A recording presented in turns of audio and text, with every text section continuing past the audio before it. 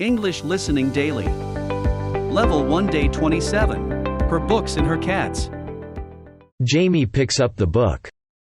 It is her favorite book. It has a red cover. It has 52 pages. It has many pictures. It has pictures of many animals. Jamie likes animals. She has 2 adorable cats. She loves her cats. Their names are Fluffy and Muffy. They have white and orange fur. Her books and her cats are Jamie's treasures. Favorite. Favorite. Favorite. Pictures. Pictures. Pictures. Adorable. Adorable. Adorable. Fur. Fur. Fur. Treasures.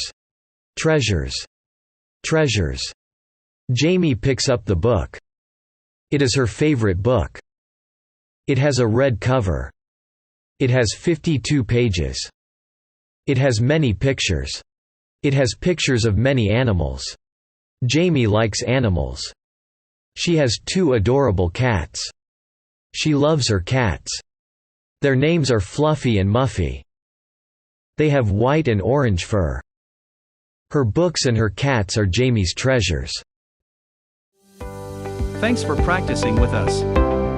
Join us for another English conversation practice. Please check out our other videos.